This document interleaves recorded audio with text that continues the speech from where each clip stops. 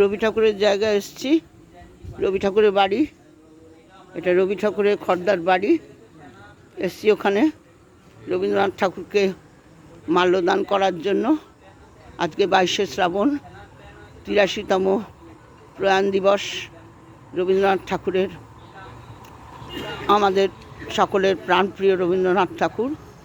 তার প্রয়াণ দিবসে শতকোটি প্রণাম কবিকে। কবি সবার অন্তরে বিরাজ করুন।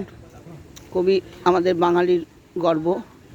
কবির শিক্ষায় আমরা শিক্ষিত ছোট্টবেলার থেকে, সেই সহজ পাঠ থেকে কবিকে সঙ্গে করে আমরা বড় হই।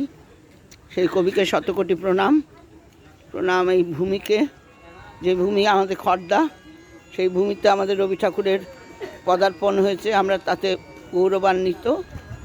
এবং এই বিস্তীর্ণ এলাকা, এটা রবীন্দ্রনাথের বাড়ি, যেটা এখন গঙ্গা বক্ষে চলে গেছে। তার সিংহদুয়ারটা রয়ে গেছে। এটা জীবন স্মৃতিতে উল্লেখ আছে এই বাড়িটির, এবং বাড়িটি অতি ঐতিহ্যমণ্ডিত বাড়ি। এবং এই বাড়িটির নাম ছিল, এখানে একটি নৌকা ছিল, এর নাম ছিল পদ্মা। বাড়িটির নাম ছিল শিবালয়। এই শিবালয় বাড়িটি আবার নতুন করে তৈরি হবে, মিউনিসিপ্যালিটি থেকে উদ্যোগ নেওয়া হচ্ছে।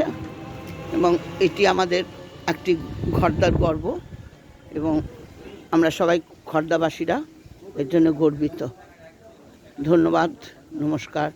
22শে শ্রাবণে সকলকে বলি, কবিগুরুর মহান আদর্শে আমরা যেন পথ হাঁটতে পারি।